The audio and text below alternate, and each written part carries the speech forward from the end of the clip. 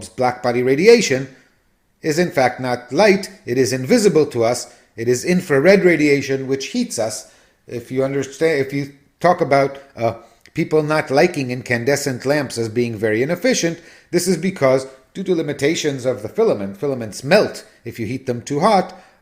Most of the light produced by an incandescent lamp is in fact not light, it is just heat. And so, on the other hand, if we heat the object a little bit, this is an object with a temperature of, say, 6,000 degrees. This is closer to the sun, and you see that much of the light produced by the sun is in fact in the visible spectrum. It's very nice of the sun to be adjusted to our atmosphere so that much of the sunlight can in fact penetrate our atmosphere and we can use it to see. And you also see that the factor of 2 in temperature leads to this huge increase. The previous light bulbs graph has been scaled down here. It looks very small. Remember, doubling the temperature increases the total radiation by a factor of 16. And it has also moved the maximum from, according to Wien's law, from the infrared, in this case, down into the visible. And we can add another object, say, with an even higher temperature. Let's say 12,000 degrees, so another doubling. In this case, the spectrum, again, increases to the point where the sun spectrum is negligible, and the peak is now in the ultraviolet. So we're seeing Wien's displacement to the left. Hotter temperatures mean bluer light. We're also seeing the Stefan Boltzmann law in action. Hotter temperatures mean way, way, way more light. These are all important observations. Let's see what we can do with them. That was a long video clip. There was a lot going on there. We got to go through 2.5 centuries of physics. Remember, what we're doing is we're packing our toolkit so that we know what it is we need to address understanding astronomy. So don't despair. Rather than trying to summarize all the disparate things we talked about, let me do an example of an application to actual astronomy of what we learned about that might clarify some things. So let's talk about the sun. We said that the sun radiates its heat. Let's see what all our various results tell us about solar radiation. So we can measure the brightness of sunlight on Earth in watts per meter squared. How do you do that? Well, put out a meter squared of detector and measure how much sunlight hits it. Put out a meter squared of something very dark that absorbs all the sunlight. Measure how much energy that thing receives, and you find the number is called the solar constant, and it is 1,361 watts per meter squared. So a meter squared of sunlight will run a very small hairdryer or light 10 incandescent light bulbs. So we know the intensity of solar radiation in the vicinity of Earth. Now, we know how far the sun is. The sun is 1 astronomical unit, or 150 million kilometers away. And so if we know how bright it looks and we know how far it is, we know that we can compute its luminosity. Remember, we had that B, the brightness, is the luminosity divided by the area of the big ball, whose radius in this case is the distance to the sun, or 1 astronomical unit. And so we can solve this. We know the brightness, we measured it, we know the distance. We can write an expression for the luminosity, and it's 4 pi times the distance to the sun squared times the brightness of the sun. And so we put in the numbers. This is 4 pi times 1.5, I'm rounding, times 10 to the 11 meter squared times 1361.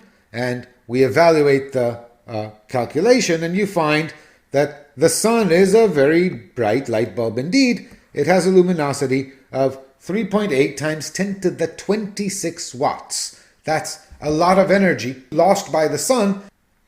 Now, we can measure the radius of the sun. Since we know the distance, we can make a small angle calculation. We measure the angular size of the sun in the sky, and we find that the radius of the sun is 6.96 times 10 to the 8th meter. That's about 700,000 kilometers. And from this, we can figure out something else, because what we know now is that, think of the sun as a ball. Every square meter of the ball is radiating light to the outside. You count how many square meters there are on the surface of a ball. That would be 4 pi times the radius of the sun squared. If I multiply that by the flux, the amount of power in watts emitted by each square meter, this should equal L. Since I know the radius of the sun and the luminosity, the total amount of energy that's being emitted, I can figure out the flux that each square meter emits. Now, the luminosity, as I said, is the area of the sun times the flux, and so I could compute the flux. The nicest way to do this is to use a scaling relation as usual. So the scaling relation is going to be that I have that F, which is L over 4 pi times the radius of the sun squared, and I have that B is L over 4 pi times the distance to the sun squared. I can cancel everything around, find that L is B times the distance to the sun divided by the radius of the sun squared. And this relates again a flux to a flux through a dimensionless quantity. I recommend this method of computing, and this is 150 million, this is 700,000. That's a big factor. Every square meter of the sun produces 6.3 times 10 to the 7 watts. A square meter of sun produces 63 megawatts of light emitted out towards the universe. That's a large number, but we can go further. We have the flux, and we know the Stefan-Boltzmann law. We know that the flux is also equal to sigma t to the fourth, since the sun emits approximately as a black body. It's dense enough. And so, since we know the flux, we can compute the temperature, and we can actually find the temperature of the part of the sun that we see. It's called the photosphere. It's somewhere outside on the surface of the sun. And we find that the temperature is the fourth root of F divided by sigma. The temperature of the radiating surface of the sun, of the photosphere, is about 5800 Kelvin. I can use Wien's law, because I know the temperature, to figure out the wavelength of maximum emission for the sun, the wavelength at which the sun emits more light than anything else. I take Wien's constant, 0.0029 meters is the value of Wien's constant. I divide by the temperature of the sun, and I find that the sun produces more light than any other frequency at a wavelength of 503 nanometers. And if you look up the table, this is somewhere between the red and the blue, and indeed, it is green. But Ronan, you tell me, every kindergartner knows the sun is yellow. Yes, but not really. Every kindergartner knows the sun appears yellow. Why that is consistent with the maximum emission being green, we'll see in the next clip. In the meantime, go and catch your breath. We have gone through many, many different topics here. We have a whole grocery list of new ideas and new concepts to digest and to learn how to use, and we'll start applying those very soon.